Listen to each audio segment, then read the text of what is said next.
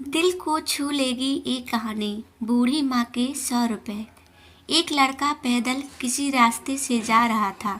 उस लड़के ने देखा कि सामने वाले बिजली के खंभे पर कागज की पर्ची चिपकी पड़ी है। उस पर्ची में कुछ लिखा है। वह लड़का थोड़ा नज़दीक जाकर पर्ची में क्या लिखा है देखने लगा।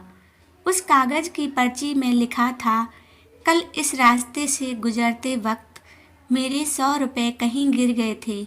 मैंने ढूंढने की बहुत कोशिश की, लेकिन मुझे वह नहीं मिले। कृपया इस रास्ते पर कहीं भी किसी को भी मेरे 100 रुपए मिले तो इस पते पर पहुंचा देना। पर्ची में उसका एड्रेस भी लिखा हुआ था। लड़के को पर्ची पढ़कर उस एड्रेस पर जाने का मन करने लगा। उस एड्रेस पर जाकर लड़के ने देखा कि वहाँ पर एक झोपड़ी है। लड़के ने बाहर से आवाज़ लगाई तो उस झोपड़ी में से एक वृद्ध औरत लाठी के सहारे बाहर आने लगी।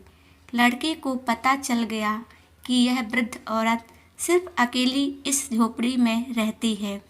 उस लड़के ने उस वृद्ध औरत से कहा कि माँ जी, आपके जो 100 रुपए गिर गए थे वह मुझे मिले हैं।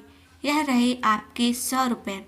उस लड़के की बात सुनकर वह वृद्ध औरत रोने लगती है और कहती है, बेटा, अब तक करीब 15-20 लोग मुझे 100 रुपए देकर जा चुके हैं।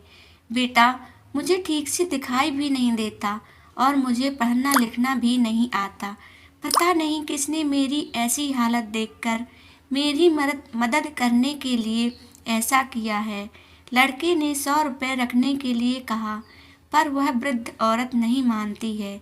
लड़के के बहुत आग्रह करने के बाद आखिरी में वह वृद्ध औरत मान जाती है, लेकिन वह उस लड़के से कहती है कि तुम जाते वक्त यह पर्ची वहाँ से फाड़कर फेंक देना। मुझे पता नहीं कि किसने मेरे पर तरस खाकर ऐसा किया है। लड़के ने कहा, माँ जी, आप इस बात की फिक्र मत करना, मैं वह पर्ची फाड़ दूंगा। अब वह लड़का उस वृद्ध औरत के घर से निकल जाता है। थोड़ी देर चलने के बाद उस लड़के ने सोचा कि आखिर मुझसे पहले आए हुए उन 15-20 लोगों को भी इस माँ ने वह पर्ची फाड़ने को कहा होगा, लेकिन उनमें से किसी ने भी पर्ची को नहीं फाड़ा, तो फिर मैं क्यों फाड़ूं? वह लड़का उस पर्ची को बिना फाड़े ही वहाँ से चला जाता है।